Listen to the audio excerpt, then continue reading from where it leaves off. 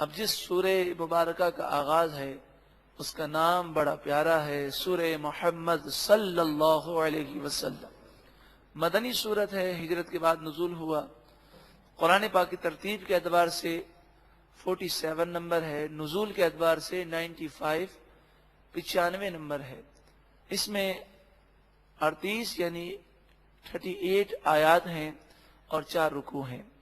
بسم اللہ الرحمن الرحیم، اللہ کے نام سے شروع جو بہت زیادہ مہربان نہایت رحم کرنے والا۔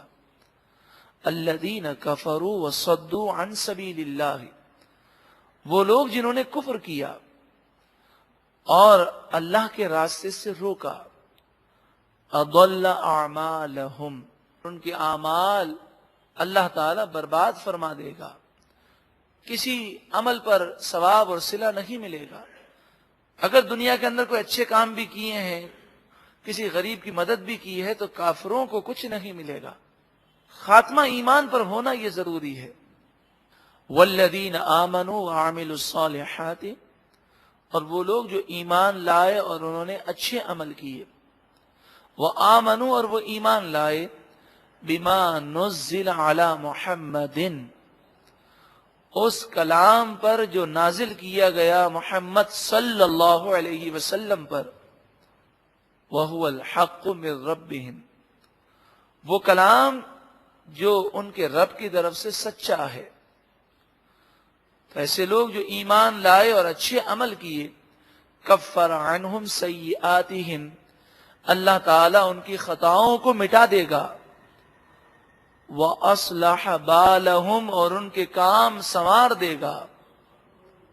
یعنی کوئی سچی پکی توبہ کرے تو اللہ رب العالمین دنیا میں بھی اس کی مدد فرمائے گا اور آخرت میں بھی اس کی مدد فرمائے گا۔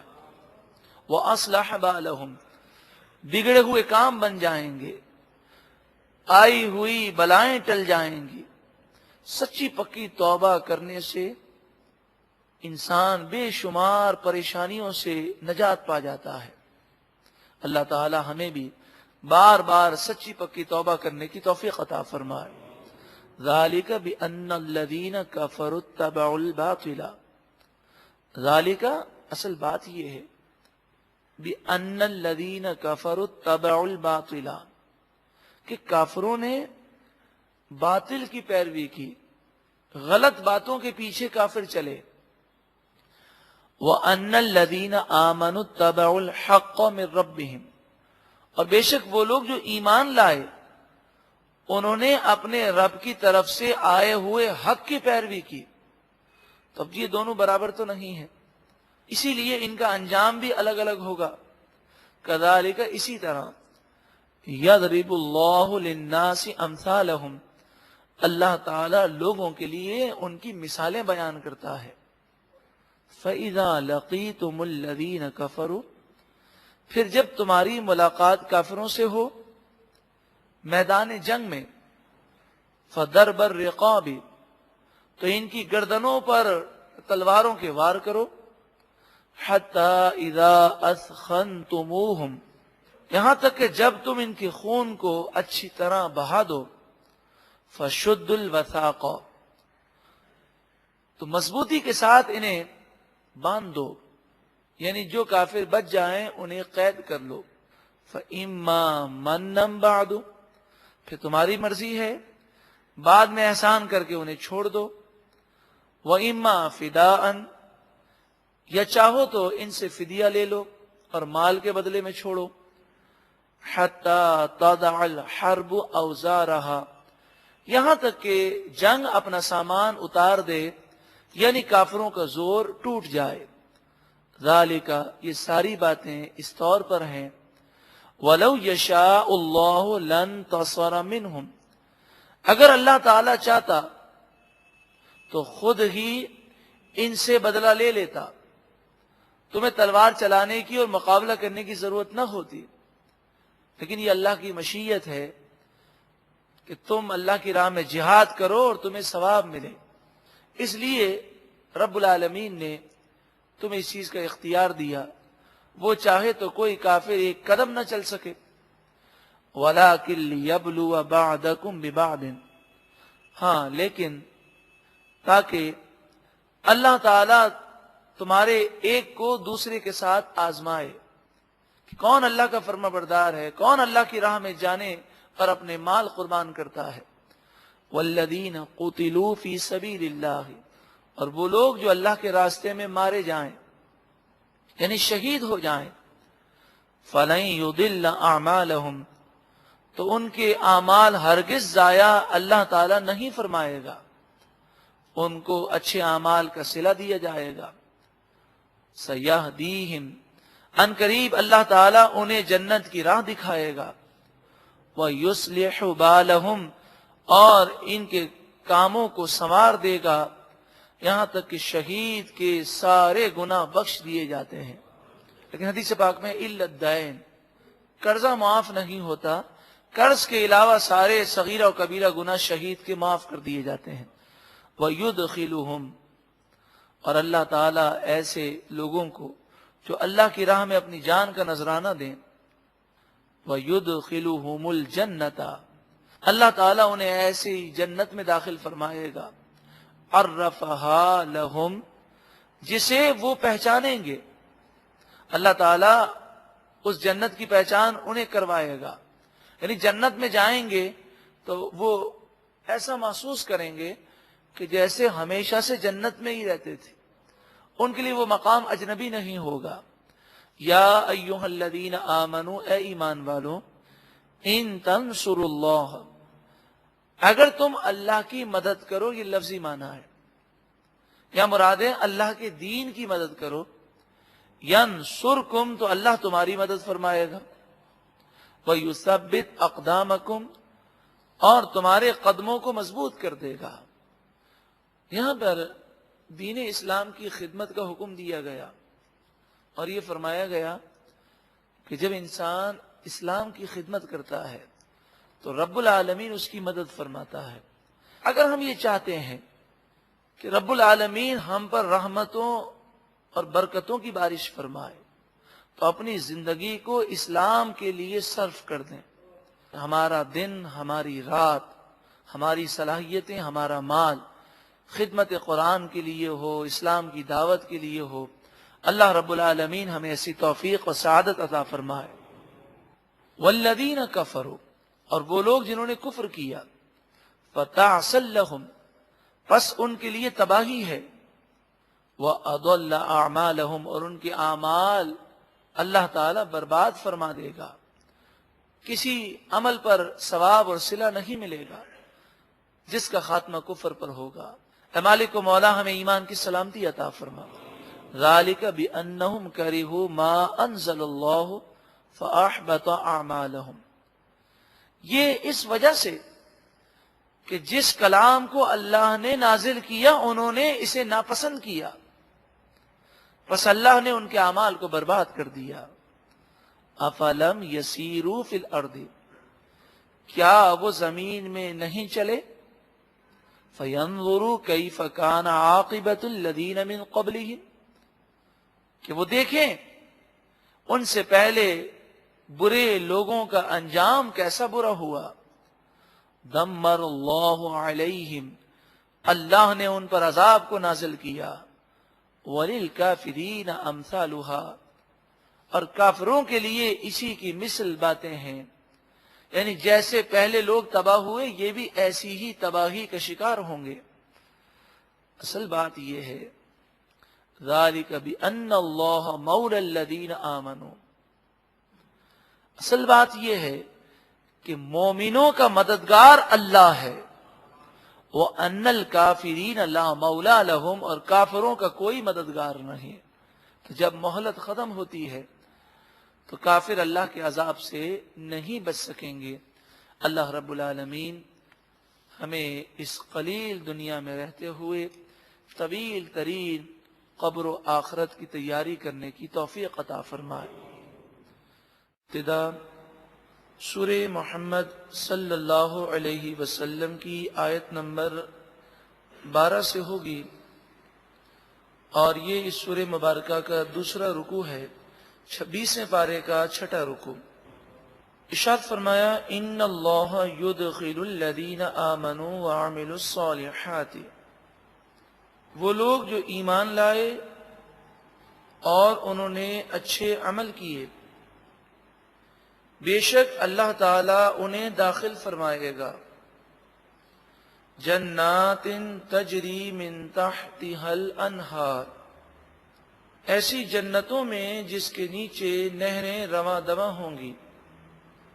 والذین کفروا، اور وہ لوگ جنہوں نے کفر کیا، یتمتعون، وہ دنیا کا فائدہ اٹھاتے ہیں، وَيَأْكُلُونَ، اور کھاتے ہیں، کما تأکل الانعام، جیسے جانور کھاتے ہیں، کہ جن کی زندگی کا کوئی مقصد نہیں، کھانا پینا، عیش کرنا اور مر جانا، ایسے ہی کافروں کی زندگی کا مقصد ہے کھانا پینا، عیش کرنا اور مر جانا۔ تو یہ نفع اٹھاتے ہیں اور کھاتے ہیں جانوروں کی طرح۔ وَالنَّارُ مَثْوًى لَهُمْ، اور جہنم ہی ان لوگوں کا ٹھکانہ ہے۔ تو جسے جہنم کی آگ میں جلنا ہو تو چند لمحات کے لیے وہ اگر کچھ فائدہ اٹھا لے تو وہ یہ فائدہ کوئی حیثیت نہیں رکھتا۔ جسے بڑے بڑے فارم میں آپ دیکھیں جانور پالے جاتے ہیں، جنہیں اچھے سے اچھا کھلایا جاتا ہے، پلایا جاتا ہے، اچھی رہائش دی جاتی ہے، لیکن ان جانوروں کا انجام کیا ہے؟ جب یہ کچھ بڑے ہوتے ہیں تو انہیں ذبح کرنا ہے۔ جانور اپنے انجام سے غافل ہیں۔ حدیث پاک میں فرمایا کہ جتنا تم موت کو جانتے ہو، اتنا اگر جانور اپنی موت کو جانتے ہوتے تو کوئی فربا موٹا جانور تمہیں کھانے کو نہ ملتا۔ انسان کو کتنی معلومات ہے، اگر کسی کے بھائی کا انتقال ہوتا ہے، کسی کے والد کا انتقال ہے، تو کسی کے فلاں رشتہ دار کا انتقال ہے، تو وہ ان چیزوں کو سمجھتا ہے، شعور رکھتا ہے، کیسے وہ دنیا کے اندر مزے اڑاتا تھا، اب یہ دنیا سے چلا گیا۔ حالانکہ جانور اپنے ساتھی کو مرتا ہوا بھی دیکھتے ہیں، لیکن انہیں یہ شعور نہیں ہے کہ یہ کیا ہو گیا۔ آپ نے فرمایا اگر جتنا تمہیں شعور ہے موت کا، اتنی اگر معلومات جانوروں کو ہوتی تو کوئی فربا جانور، موٹا جانور تمہیں کھانے کو نہ ملتا۔ ایک روایت میں آتا ہے حضرت عیسیٰ علیہ السلام کا گزر ہوا، آپ نے دیکھا ایک اونٹ ہے، وہ بہت شرارتی ہے۔ اس کا مالک جب اونٹ پر سوار ہوتا ہے تو یہ اونٹ اپنے مالک کو گرا دیتا ہے۔ دیگر جو اس کے باڑے میں اونٹ ہیں، ان اونٹوں پر یہ اونٹ حملہ کر رہا ہے اور بڑا شریر اونٹ ہے۔ حضرت عیسیٰ علیہ السلام جانوروں کی بولیاں جانتے تھے۔ آپ نے اونٹ کے کان میں کچھ کہا اور وہاں سے چلے گئے۔ پھر جب آپ کچھ عرصے کے بعد گزرے تو دیکھا وہ اونٹ انتہائی دبلا پتلا ہے اور کونے میں بیٹھا ہے، نہ کھاتا ہے، نہ پیتا ہے، نہ اس کی شرارتیں ہیں۔ تو آپ نے اونٹ کے مالک سے کہا کہ اسے کیا ہو گیا؟ اونٹ کے مالک نے کہا مجھے زیادہ معلومات تو نہیں، بس لوگ بتاتے ہیں کہ کسی آدمی نے اس کے کان میں کچھ کہا تھا، اس کے بعد سے اس کی یہ حالت ہے۔ تو آپ نے فرمایا کہ وہ میں تھا۔ جب میں نے اس کی شرارتیں دیکھیں تو میں نے اس کے کان میں صرف یہ کہا کہ تجھے ایک نہ ایک دن مر جانا ہے۔ تو جب اونٹ کو یہ تصور پیدا ہوا کہ مجھے مرنا ہے، اس کی ساری شرارتیں ختم ہو گئیں۔ تو ہم جانوروں کے مقابلے میں تو بہت کچھ جانتے ہیں، مگر ایسی معلومات کا کیا فائدہ کہ انسان اپنے آپ کو تباہ کرنے والے اعمال بھی اختیار کرے۔ بلکہ عقل مند تو وہ ہوتا ہے جسے اگر یہ معلوم ہے یہ چیزیں میری صحت کے لیے نقصان دہ ہیں تو صرف معلومات ہی نہ رکھے، بلکہ جو چیز نقصان دہ اس سے بچے۔ اگر ہم اپنے آپ کو تباہی کرنے والے اعمال کی طرف لے جاتے رہیں گے تو پھر یہ کھانا پینا، عیش و عشرت کرنا ایسا ہی ہوا جیسا کہ کافروں کے متعلق فرمایا کہ کھاتے ہیں پیتے ہیں کما تأکل الانعام، جیسے کہ جانور کھاتے پیتے ہیں۔ وَكَأَيٍّ مِّن قَرْيَةٍ هِيَ أَشَدُّ قُوَّةً مِّن قَرْيَتِكَ الَّتِي أَخْرَجَتْكَ۔ نبی اکرم صلی اللہ علیہ وآلہ وسلم جب ہجرت کرنے لگے اور مکہ مکرمہ چھوڑ کر جانے لگے، تو آپ کو مکہ مکرمہ سے بڑی محبت ہے. آپ نے وہاں پر 53 سال گزارے. وہاں پر خانہ کعبہ ہے، حجر اسود ہے، مقام ابراہیم ہے، صفا مروہ کی پہاڑیاں ہیں.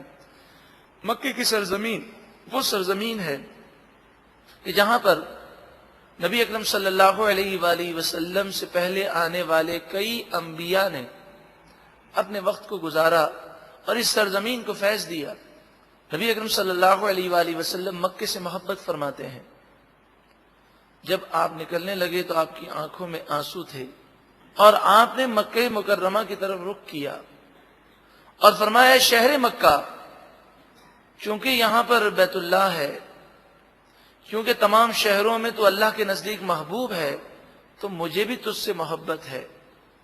میں کبھی یہ چھوڑ کر نہ جاتا، مگر افسوس میری قوم نے مجھے یہاں رہنے نہ دیا. کیونکہ کافر نبی اکرم صلی اللہ علیہ وآلہ وسلم اور اسلام کے خلاف مسلسل سازشیں کرتے رہے، تو اللہ تعالیٰ کا حکم ہوا کہ آپ مکہ مکرمہ چھوڑ دیں. اس موقع پر یہ آیت کریمہ نازل ہوئی، وَكَأَيٍّ مِّن قَرْيَةٍ، اور بہت ساری بستیاں، هِيَ أَشَدُّ قُوَّةً مِّن قَرْيَتِكَ، جو اس مکہ مکرمہ سے بھی زیادہ طاقتور تھیں. یعنی بہت ساری بستیاں جن کے رہنے والے کفار مکہ سے زیادہ طاقتور تھے. الَّتِي أَخْرَجَتْكَ، وہ بستی جس کے رہنے والوں نے آپ کو شہر سے نکال دیا اور آپ ہجرت کر رہے ہیں. یہ اہل مکہ، یہ کافر جس قدر طاقتور ہیں اس سے زیادہ طاقتور لوگ تھے. اہلکناہم، ہم نے انہیں ہلاک کیا. فلا ناصر لہم، پس ان کا کوئی مددگار نہ ہوا. ایسا ہی حال ان اہل مکہ کا ہوگا.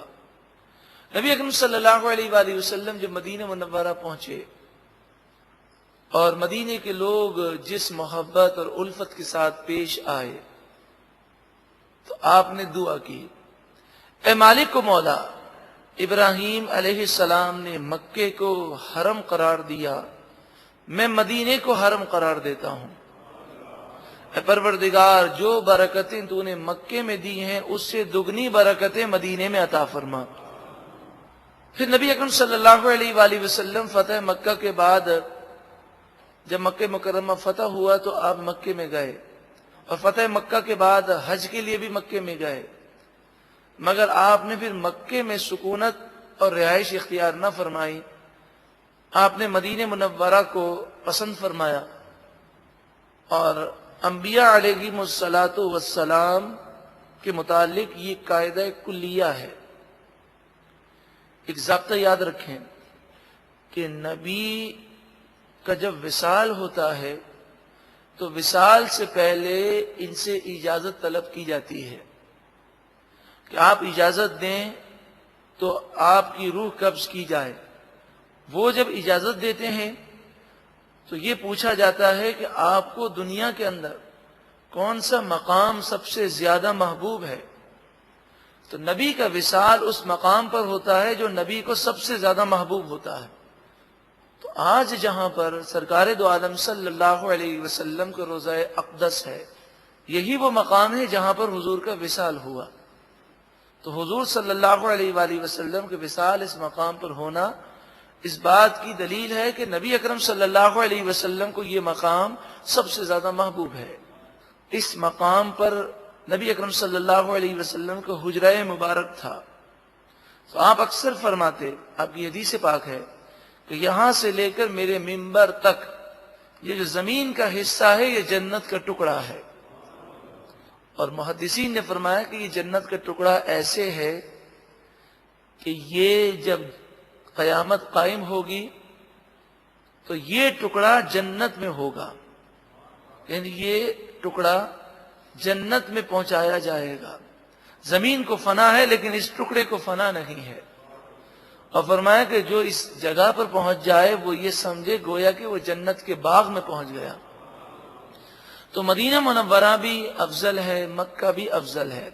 ہمیں مکے سے بھی پیار ہے، مدینے سے بھی پیار ہے، بلکہ اس مقام سے پیار ہے جس مقام سے ہمارے آقا دو جہاں صلی اللہ علیہ وسلم گزرے. آپ کے قدم مبارک جہاں پر لگے، صحابہ کرام، اولیاء اور انبیاء کے قدم مبارک جہاں جہاں لگے، ہر اس مقام سے الحمدللہ ہم مسلمانوں کو پیار ہے. چونکہ جس سے محبت ہوتی ہے اس سے وابستہ ہر چیز سے انسان کو محبت ہو جاتی ہے.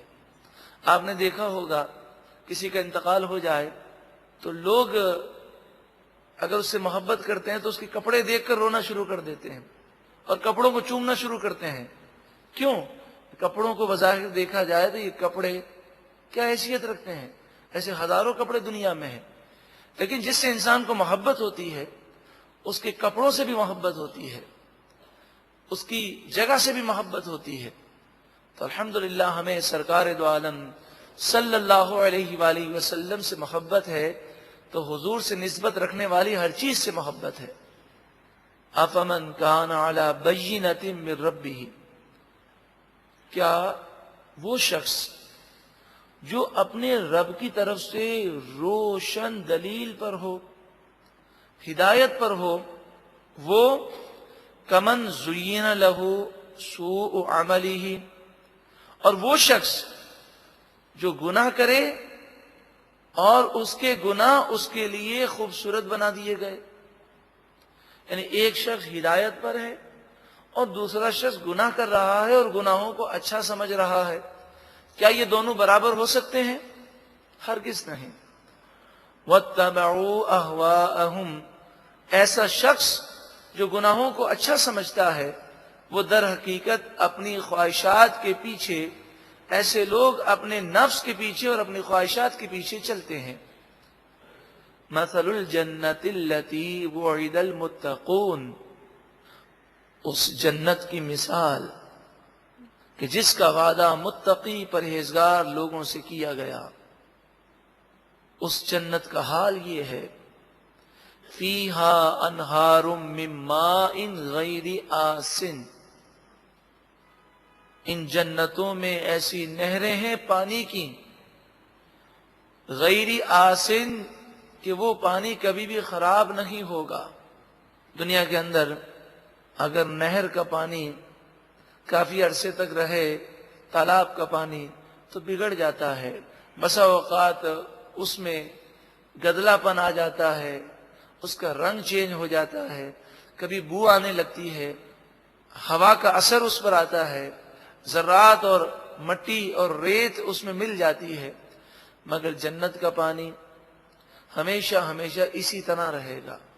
دنیا کے اندر جو نہریں بنتی ہیں وہ نہریں زمین کھود کر بنتی ہیں، لیکن جنت میں جو نہریں ہیں وہ زمین کے اوپر ہیں.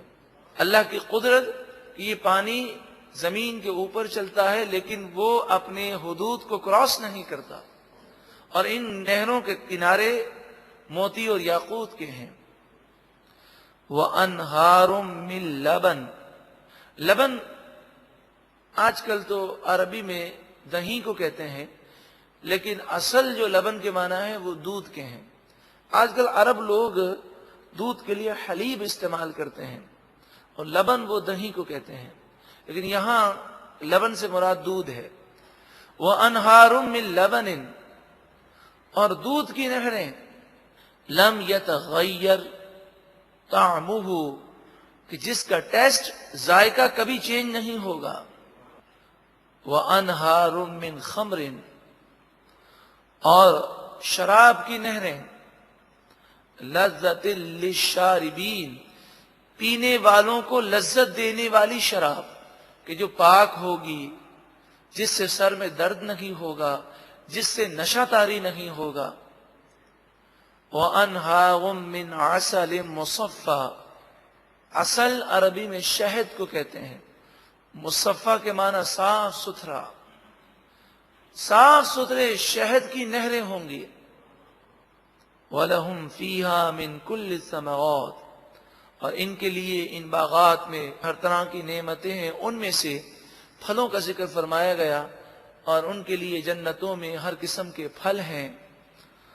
وَمَغْفِرَةٌ مِّن رَّبِّهِمْ، اور ان کے رب کی طرف سے ان کے لیے مغفرت ہے. اب آپ بتائیے، جس کے لیے یہ نعمتیں ہوں وہ اور جو ہمیشہ جہنم میں رہے، وہ دونوں برابر ہو سکتے ہیں؟ کمن ہوا خالد فی النار، کیا ایسا جنتی شخص اس کے جیسا ہو سکتا ہے جو ہمیشہ جہنم میں رہے؟ وَسُقُوا مَاءً حَمِيمًا، اور جنہیں گرم کھولتا ہوا پانی پلایا جائے گا. فَقَطَّعَ أَمْعَاءَهُمْ، امعاء آنتوں کو کہتے ہیں. ایسا گرم کھولتا ہوا پانی ہوگا جو آنتوں کو ٹکڑے ٹکڑے کر دے گا، ریزہ ریزہ کر دے گا. یقیناً یہ دونوں برابر نہیں. جب یہ دونوں برابر نہیں تو پھر اب دنیا کی زندگی میں بھی دونوں کے اعمال الگ الگ ہونے چاہیے.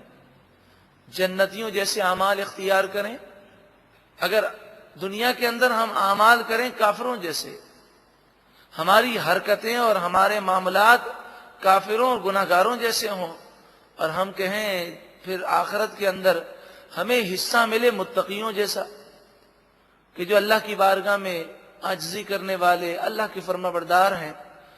ایسی سوچ شیطانی سوچ ہے. انسان دنیا کے اندر سمجھتا ہے کہ جس نے محنت کی ہے اس کا ہی نتیجہ اچھا آتا ہے. دنیا کے اندر یہ جب قاعدہ ہم سمجھتے ہیں تو دین کے معاملات میں اور آخرت کے معاملات میں بھی اس قاعدے کو سمجھ لیجیے. اللہ تعالیٰ کی رحمت پر کلام نہیں ہے، وہ جو چاہے کر سکتا ہے، مگر قاعدہ اور قانون یہی ہے کہ بندہ اگر جنت میں جانا چاہتا ہے تو جنت میں جانے والے کام کرے. وَمِنْهُمْ مَن يَسْتَمِعُ إِلَيْكَ، ان میں سے بعض وہ ہیں جو آپ کی بات کان لگا کے سنتے ہیں، آتے ہیں آپ صلی اللہ علیہ وسلم کی باتیں بڑے غور سے سنتے ہیں، حتیٰ یہاں تک کہ اذا خرجوا من عندک، وہ آپ کے پاس سے نکل کر جاتے ہیں، قالوا، تو وہ کہتے ہیں، للذین اوتوا العلم، ان لوگوں سے کہتے ہیں جنہیں علم دیا گیا، یعنی صحابہ کرام سے جا کر یہ منافقین کہتے ہیں، ماذا قال آنفا، ابھی انہوں نے کیا فرمایا؟ یعنی غور سے سننے کے بعد بھی، سمجھنے کے باوجود یہ جان بوجھ کر یوں کہتے ہیں جیسے ان کی باتیں ہمارے دل پر اثر نہیں کرتی. کیا فرمایا تھا انہوں نے؟ ہم سمجھے نہیں، ہماری توجہ نہیں تھی. یہ اس طرح جا کر صحابہ کرام کو اس لیے کہتے ہیں تاکہ وہ حضور کی عظمت و شان وہ صحابہ کرام کے دلوں سے نکالنے کی کوشش کریں. کیونکہ جب کسی کے متعلق یہ کہا جائے اس کی بات ہمیں سمجھ میں نہیں آتی تو اس سے اس کی شخصیت کو ڈیمیج کرنا مقصود ہوتا ہے. لیکن رسول اللہ صلی اللہ علیہ وآلہ وسلم کی شخصیت کو ڈیمیج کوئی کر ہی نہیں سکتا. جو کوشش کرے گا خود وہ تباہ ہوگا. وَرَفَعْنَا لَكَ ذِكْرَكَ، اے محبوب ہم نے آپ کے لیے آپ کا ذکر بلند کر دیا. فرمایا اولئک الذین طبع اللہ علی قلوبہم، یہی وہ لوگ ہیں جن کے دلوں پر اللہ نے مہر لگا دی. حضور کی بے ادبی کرتے ہیں تو دل اللہ تعالیٰ نے مردہ کر دی ہے، اب یہ تباہی کی طرف جائیں گے. وَاتَّبَعُوا أَهْوَاءَهُمْ، اور یہ لوگ اپنے نفس کی اور خواہش کی پیروی کرتے ہیں. اگر دیکھا جائے تو سب سے بڑی تباہی یہی ہے کہ ہم چلتے ہیں اپنے جی پر، اپنے نفس پر، یا یوں کہہ لیجیے اپنے موڈ پر. نماز کا موڈ ہوتا ہے تو نماز پڑھتے ہیں، جب موڈ نہیں ہوتا تو گناہ کرتے ہیں. یعنی اگر نماز بھی پڑھتے ہیں تو اللہ کے لیے نہیں، اپنے موڈ پر. جب دل کہتا ہے تو پڑھتے ہیں، دل کی مانتے ہیں. اور اکثر یہ عذر پیش کیا جاتا ہے کہ بھئی ہمیں عبادت میں لذت آئے گی تو ہم نماز پڑھیں گے، ہمیں لذت ہی نہیں آتی.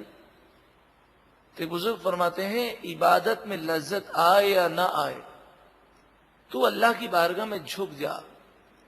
کیا یہ بہت بڑا انعام نہیں کہ تیرا سر رب کی بارگاہ میں جھک رہا ہے؟ آج سر جھک رہا ہے، کل دل بھی جھک جائے گا. انسان عبادت سے پیچھے نہ ہٹے. ابتدا کے اندر کہ بعض دنوں میں ایسے لمحات آ جاتے ہیں کسی گناہ کرنے کی وجہ سے، کوئی گناہ کرنے کی وجہ سے دل سخت ہو جاتا ہے، عبادت میں سرور نہیں آتا. لیکن مریض دوائی استعمال کرتا رہے گا تو اس کو شفا ملے گی. ہم گناہوں سے توبہ کرتے رہیں گے اور عبادت کرتے رہیں گے تو دل انشاءاللہ نور سے منور ہو جائے گا. وَالَّذِينَ اهْتَدَوْا زَادَهُمْ هُدًى، اور وہ لوگ جنہیں ہدایت ملی اللہ تعالیٰ ان کی ہدایت کو اور بڑھاتا ہے. وَآتَاهُمْ تَقْوَاهُمْ، اور ان کا تقوی پرہیزگاری اللہ تعالیٰ انہیں عطا فرماتا ہے. فَهَلْ يَنظُرُونَ إِلَّا السَّاعَةَ، وہ کس چیز کا انتظار کر رہے ہیں؟ صرف قیامت کا. أَن تَأْتِيَهُمْ بَغْتَةً، وہ قیامت تو اچانک آئے گی ان پر.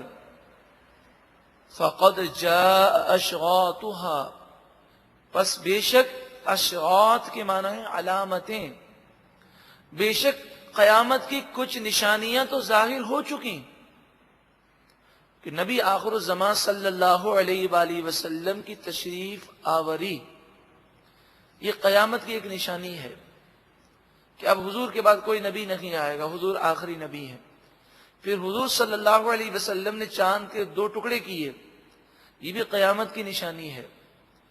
اور اب تو ہمارے زمانے میں تو 1400 سال کے بعد تو اب تو قیامت کی جو جو نشانیاں حضور نے بیان کی تھیں ان میں سے اکثر نشانیاں ظاہر ہو چکی ہیں.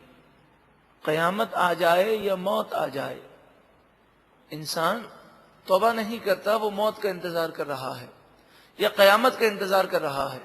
بتائیے اگر موت آ جائے یا قیامت آ جائے پھر وہ توبہ کرے گا تو کیا اس کی توبہ قبول ہوگی؟ فَأَنَّا لَهُمْ إِذَا جَاءَتْهُمْ ذِكْرَاهُمْ، پھر جب وہ قیامت آ جائے گی تو کہاں وہ اور کہاں ان کا سمجھنا، یعنی پھر وہ اللہ کے عذاب میں گرفتار ہوں گے. پھر جن چیزوں کو وہ سمجھیں گے اس کے باوجود بھی انہیں کوئی فائدہ حاصل نہیں ہوگا. فَاعْلَمْ، پس تم جان لو، أَنَّهُ لَا إِلَهَ إِلَّا اللَّهُ، اللہ کے سوا کوئی معبود نہیں. وَاسْتَغْفِرْ لِذَنبِكَ، اور آپ اپنے خاص لوگوں کے لیے استغفار کریں. وَلِلْمُؤْمِنِينَ وَالْمُؤْمِنَاتِ، اور مومن مردوں اور مومن عورتوں کے لیے جو عام لوگ ہیں ان کے لیے بھی استغفار کریں. وَاللَّهُ يَعْلَمُ مُتَقَلَّبَكُمْ وَمَثْوَاكُمْ، اے لوگوں اللہ تعالیٰ خوب جانتا ہے تمہارا پھرنا چلنا دن کو کہاں پر ہے اور رات کو تمہارا آرام کرنا کہاں پر ہے.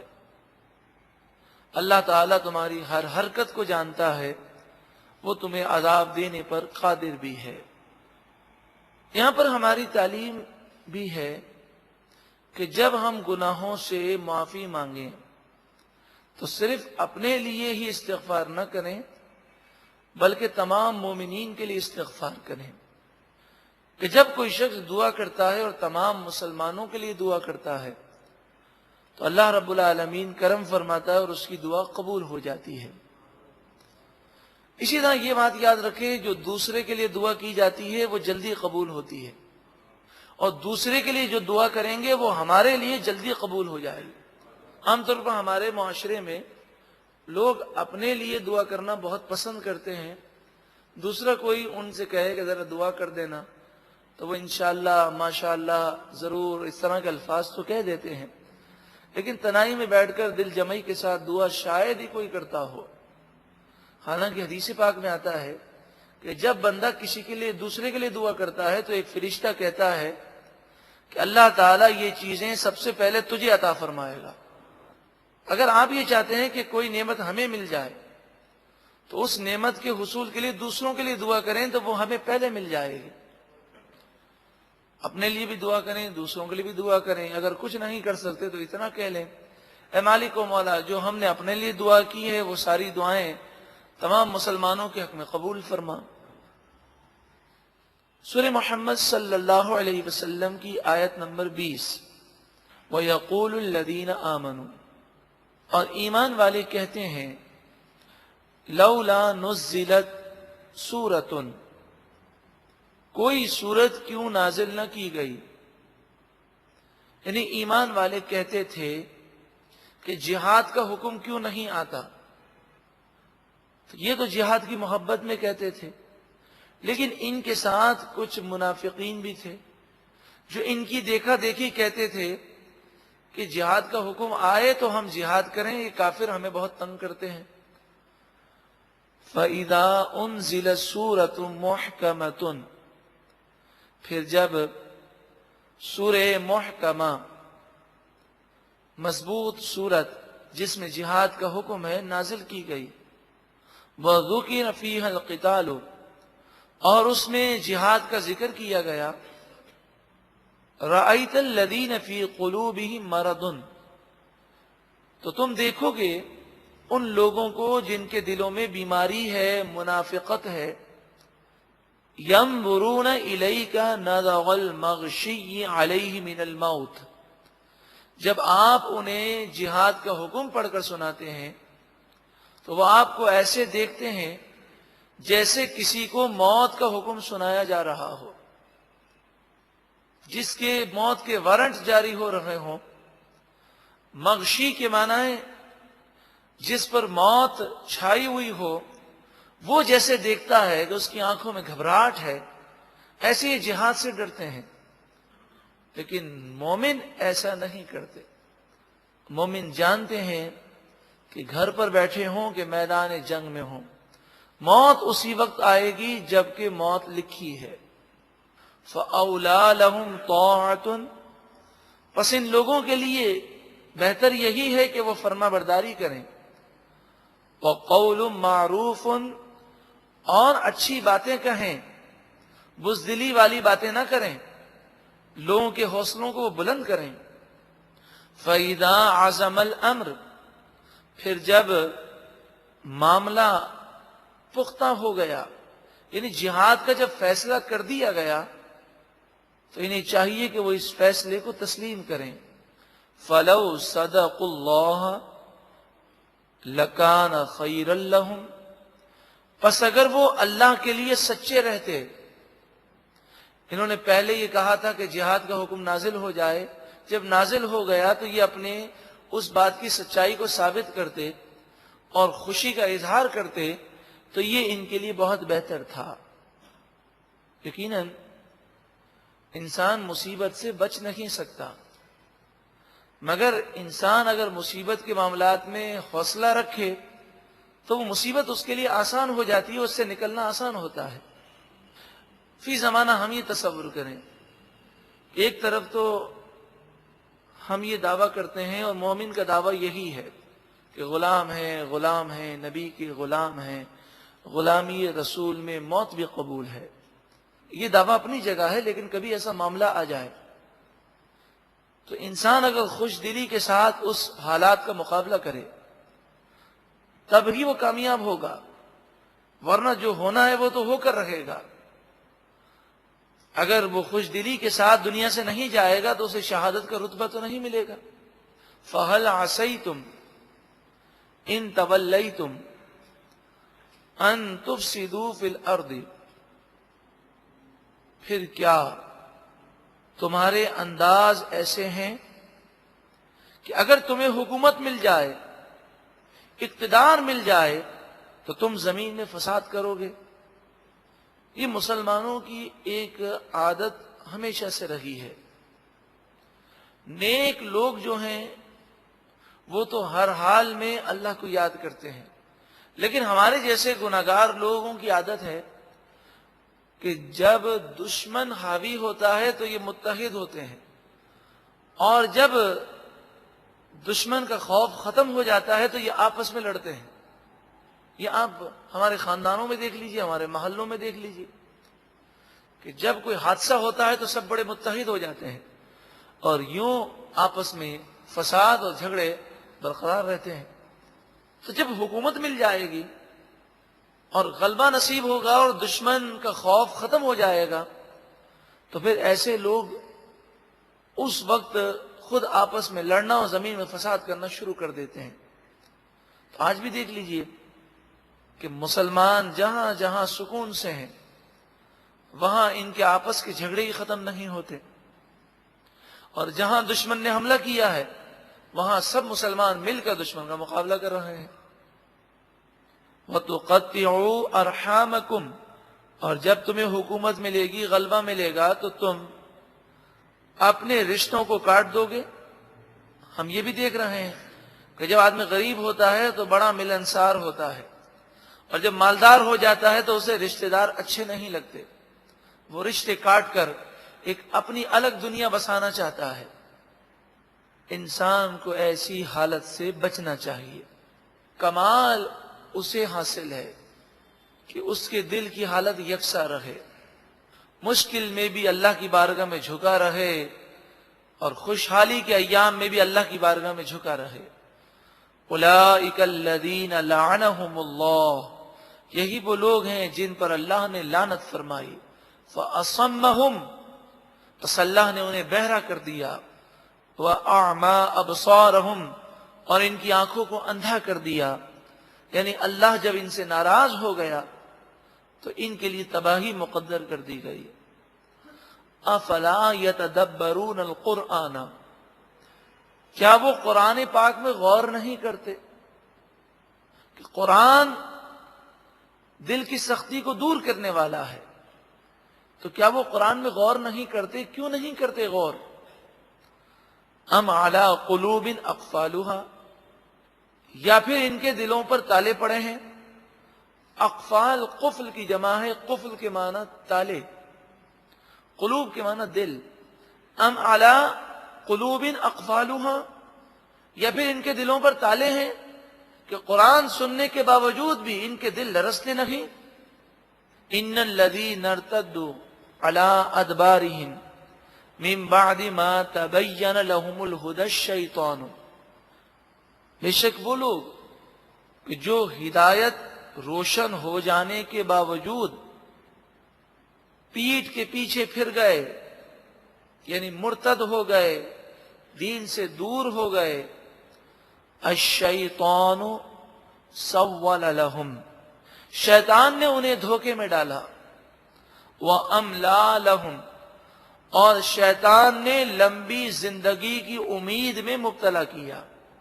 دو چیزیں ہیں، انسان اگر گناہ کرتا ہے ایک تو لمبی عمر کی امید ہے، اور دوسری چیز انسان کو شیطان دھوکے میں ڈال دیتا ہے، وہ برائیوں کو اچھا سمجھنے لگتا ہے.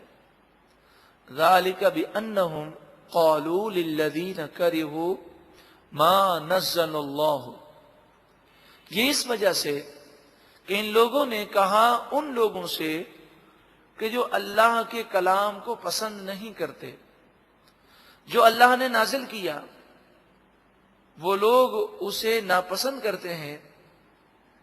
ان لوگوں سے انہوں نے کہا، یعنی منافقوں نے کافروں سے کہا، سنطیعکم فی بعض الامر، ان قریب ہم بعض باتوں میں تمہاری فرما برداری کریں گے. ان منافقوں نے جو بظاہر مومن بنتے تھے، انہوں نے جا کر کافروں سے دوستی کی اور کہا کہ کچھ باتیں ہمیں تمہاری اچھی لگتی ہیں تو کچھ باتوں میں ہم تمہاری فرما برداری کریں گے.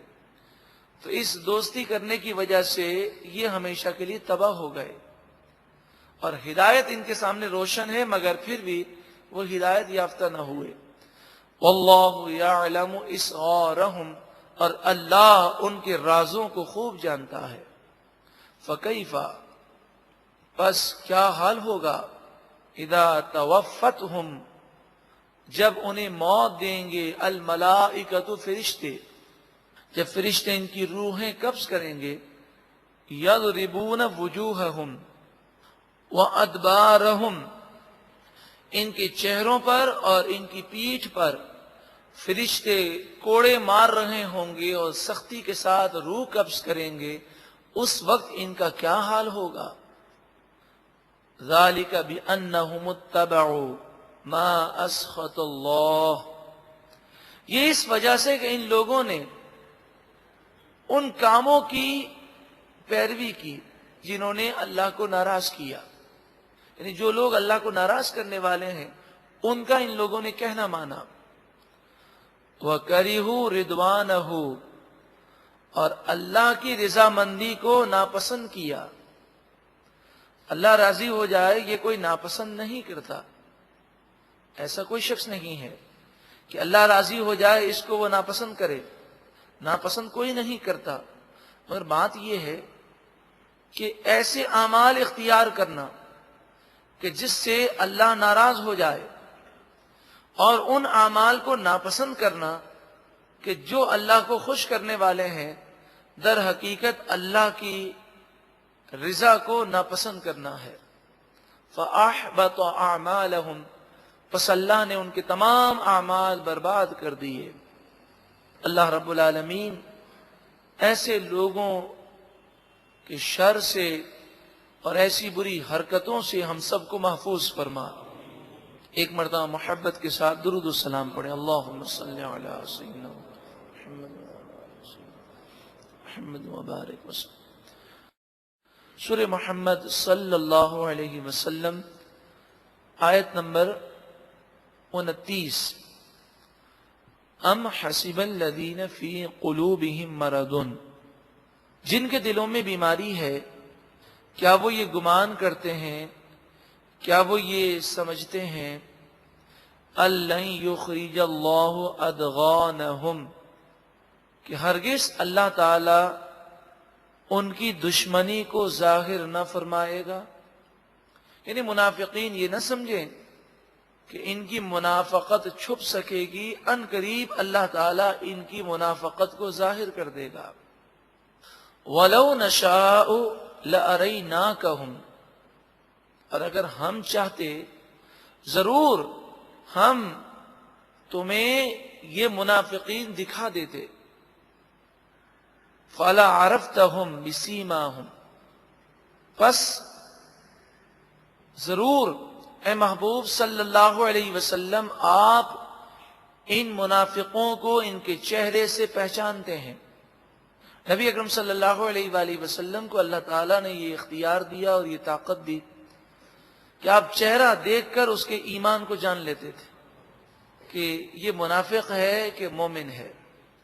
وَلَتَعْرِفَنَّهُمْ فِي لَحْنِ الْقَوْلِ، اور ضرور بضرور آپ انہیں پہچانتے ہیں ان کی بات کے انداز سے. نبی اکرم صلی اللہ علیہ وآلہ وسلم کے سامنے کوئی منافق آ کر گفتگو کرتا تو آپ اس کی گفتگو شروع کرتے ہی سمجھ جاتے کہ یہ منافق ہے کہ مومن ہے. واللہ یعلم اعمالکم، اور اللہ تعالی تمہارے اعمال کو خوب جانتا ہے. وَلَنَبْلُوَنَّكُمْ حَتَّى نَعْلَمَ الْمُجَاهِدِينَ مِنْكُمْ، اور ضرور بضرور ہم آزمائش فرمائیں گے تمہاری، یہاں تک کہ تم میں سے جو جہاد کرنے والے ہیں اسے ہم ظاہر کریں گے. والصابرین، اور صبر کرنے والوں کو ظاہر کریں گے کہ جب مشکلات آئیں گی تو لوگوں کو معلوم ہوگا کہ کون اسلام پر صحیح معنوں میں کاربند ہیں، کون صبر کرنے والے ہیں، کون مجاہد ہیں. وَنَبْلُوَ أَخْبَارَكُمْ، اور ہم تمہاری خبروں کے بارے میں سب کو بتائیں گے، تمہارے دلوں کے حال کو ظاہر کر دیں گے. ان الذین کفروا، بے شک وہ لوگ جنہوں نے کفر کیا. وصدوا عن سبیل اللہ، اور اللہ کے راستے سے انہوں نے روکا. وشاقوا الرسول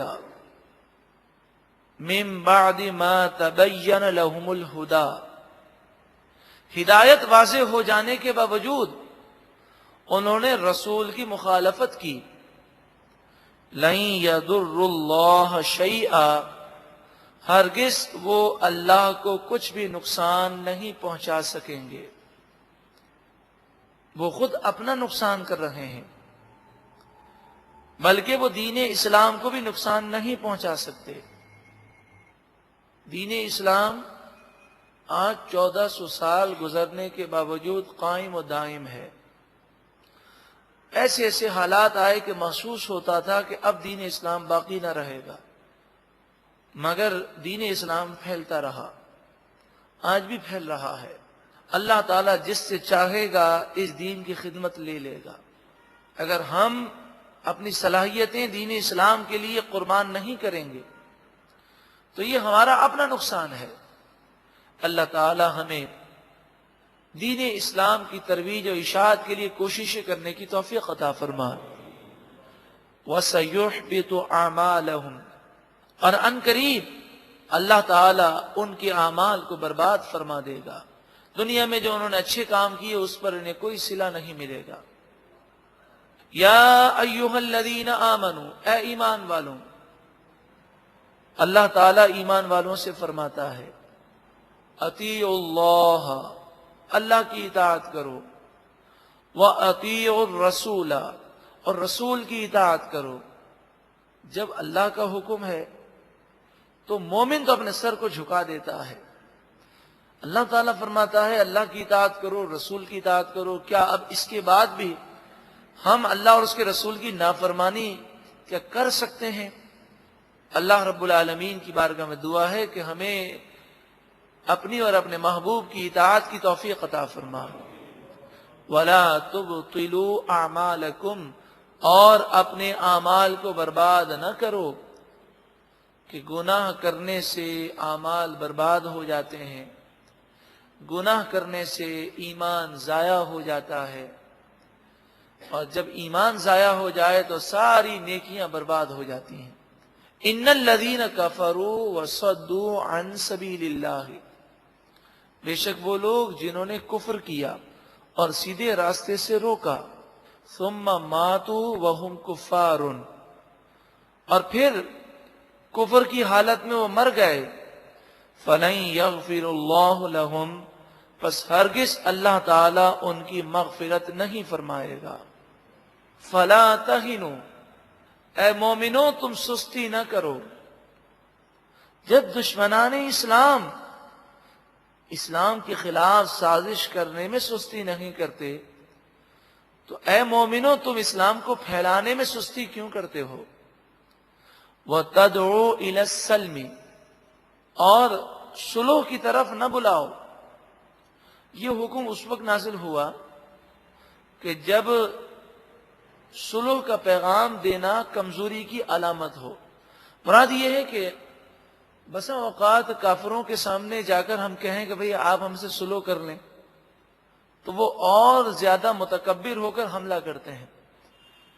تو آپ نے دیکھا ہوگا کہ جنگی حکمت عملی کے اندر یہ بھی ہے کہ یہ کہنا پڑتا ہے کہ ہم منہ توڑ جواب دیں گے۔ اگر بار بار صلح اور امن کا پیغام دیا جائے تو سامنے والا کمزوری محسوس کرتا ہے۔ تو یہ مسلمان اور کافروں کی جب جنگ ہوتی ہے تو اس میں بسا اوقات ایسے لمحات آتے ہیں۔ تو مفسرین فرماتے ہیں کہ صلح کا پیغام دینا اور امن کا پیغام دینا اور مذاکرات کی دعوت دینا اس وقت منع ہے جب یہ محسوس ہو کہ کافر اسے ہماری کمزوری سمجھے گا۔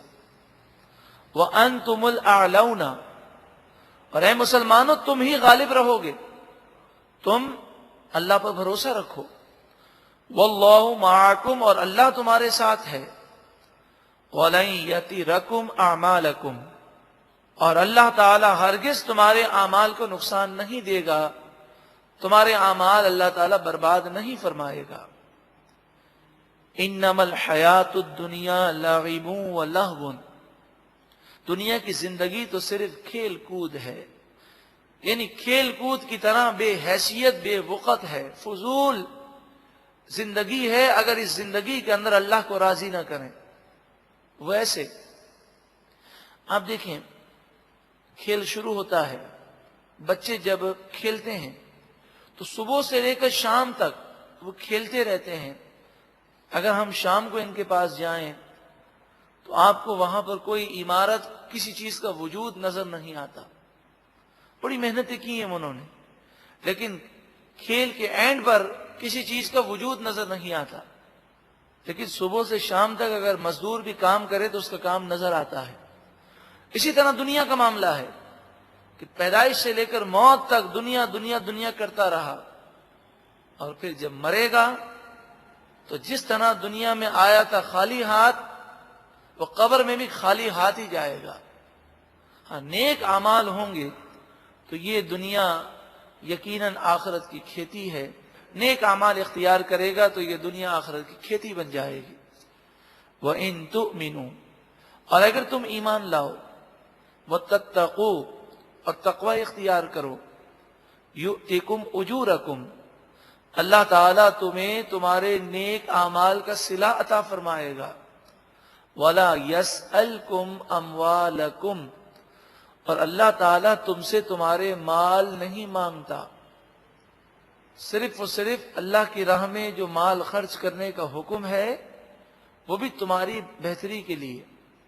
تم سے یہ نہیں کہا جاتا کہ ایمان لاؤ اور سارا مال اللہ کی راہ میں دے دو اور خود اپنے پاس کچھ بھی نہ رکھو۔ إِن يَسْأَلْكُمُوهَا فَيُحْفِكُمْ تَبْخَلُوا، اگر اللہ تعالیٰ تم سے ان تمام مال کا مطالبہ فرماتا اور تم سے زیادہ طلب کرے تو ضرور تم بخل کرو۔ زکوٰۃ دینے میں کئی لوگ ہیں کنجوسی کرتے ہیں۔ اگر یہ حکم ہوتا کہ جو کماؤ سب اللہ کی راہ میں دے دو، صرف آج کا کھانا اور آج کی ضرورت رکھو، باقی سب اللہ کی راہ میں دو، یہ مستحب تو ہے لیکن فرض، یہ واجب نہیں۔ اگر یہ حکم ہوتا تو اکثر لوگ بخل کرتے، اور ایسا بھی ہو سکتا تھا کہ اکثر لوگ اس بخل کی وجہ سے ایمان ہی سے دور ہو جاتے، کیونکہ فرض کا انکار کرنا یہ کفر ہوتا ہے۔ وَيُخْرِجْ أَضْغَانَكُمْ، اور وہ بخل تمہارے دلوں کے میل ظاہر کر دے گا کہ تم ایمان زبان سے لاتے ہو، اللہ کے حکم پر جان بھی قربان ہے، اس کے زبانی دعوے ہیں، تم مال دینے کو تیار نہیں ہو۔ ہا انتم ہؤلاء تدعون لتنفقوا فی سبیل اللہ، ہاں تم وہی لوگ ہو جنہیں بلایا جاتا ہے کہ اللہ کی راہ میں تم مال خرچ کرو، اور یہ بھی کہا جاتا ہے کہ جتنا خرچ کرو گے اس سے 10 گنا دنیا میں دیا جائے گا، اور یہ بھی کم از کم ہے، 10 گنا سے بھی زیادہ اللہ تعالیٰ دینے پر قادر ہے۔ لیکن اس کے باوجود فَمِنْكُمْ مَنْ يَبْخَلْ، تم میں سے بہت سے ایسے لوگ ہیں جو کنجوسی کرتے ہیں، بخل کرتے ہیں۔ وَمَنْ يَبْخَلْ، اور جو کوئی بخل کرے گا، فَإِنَّمَا يَبْخَلُ عَنْ نَفْسِهِ، تو وہ خود اپنی ذات کے لیے بخل کرے گا، یعنی اس کا نقصان خود اسے ہے۔ وَاللَّهُ الْغَنِيُّ، اور اللہ تعالی غنی ہے، وَأَنْتُمُ الْفُقَرَاءُ، اور تم محتاج ہو، جب تم اس کی بارگاہ میں دو گے تو وہ تمہیں اور دے گا۔ نبی اکرم صلی اللہ علیہ وآلہ وسلم، آپ نے حضرت عائشہ صدیقہ رضی اللہ تعالی عنہا کو دیکھا کہ وہ اللہ کی راہ میں کچھ دینا چاہتی تھی اور مال کو گن رہی تھی کہ مجھے جتنے دینے ہیں اس سے زائد نہ چلے جائیں۔ جیسے ہم نے نیت کی ہو کہ 11 روپے دینے ہیں یا 15 روپے دینے ہیں، تو ہم 2-3 مرتبہ گنتے ہیں کہ کہیں 20 روپے نہ چلے جائیں۔ اگر اس نیت سے گنا جائے کہ 15 کی نیت کی ہے تو کہیں 10 نہ چلے جائیں تو وہ الگ چیز ہے۔ اسی طرح ہم زکوٰۃ دینے جاتے ہیں تو 1 لاکھ روپے کے 2500 روپے، تو پورے 2500 روپے گن کر دیتے ہیں۔ اگر یہ فکر ہو کہ کم نہ دے دیں تو اچھی چیز ہے، لیکن اکثر یہ ہوتا ہے کہیں غلطی میں زیادہ نہ چلے جائیں، تو ایسا سوچنا نہیں چاہیے، بلکہ اللہ کی راہ میں خوب خوش دلی کے ساتھ دینا چاہیے۔ جتنا اللہ کی راہ میں زیادہ دیں گے اتنا ہی زیادہ اللہ تعالیٰ ہمیں عطا فرمائے گا۔ تو حضرت عائشہ گن رہی تھیں، نبی اکرم صلی اللہ علیہ وآلہ وسلم نے فرمایا، اے عائشہ گن کر نہ دو، اگر تم گن کر دو گی تو تمہیں روزی بھی محدود ملے گی، تم اللہ کی راہ میں بے حساب دو، اللہ بھی تمہیں بے حساب عطا فرمائے گا۔ اے لوگوں، تم اگر بخل کرو گے تو تمہارا نقصان ہے۔ وَإِن تَتَوَلَّوْا، اور اگر تم منہ پھیر لو گے اور ان باتوں کو نہیں مانو گے، يَسْتَبْدِلْ قَوْمًا غَيْرَكُمْ، اللہ تعالیٰ دوسری قوم کو تمہارے بدلے میں لے آئے گا. ثم لا یکونوا امثالکم، پھر وہ دوسرے لوگ تمہارے جیسے نہیں ہوں گے. یعنی اللہ تعالیٰ جس سے چاہے دین کی خدمت لے لے. اگر تم اللہ کی راہ میں اور دین کی خدمت میں دیتے ہوئے کنجوسی کرو گے تو اللہ تعالیٰ کافروں کو ایمان کی دولت دے دے گا، انہیں توفیق دے گا. جو غریب ہے اسے اللہ مالدار کر دے گا اور وہ خوب دین کی ترویج و اشاعت میں مال خرچ کرے گا. اللہ تعالیٰ تمہارا محتاج نہیں ہے. اگر تمہیں مال دیا ہے تو تم اللہ کی راہ میں دو. حدیث پاک میں فرمایا غربت سے پہلے مالداری کو غنیمت جانو، کہ غریب ہونے سے پہلے انسان اپنے مال کو اللہ کی راہ میں دے کر خوب ثواب اور برکتیں حاصل کرے.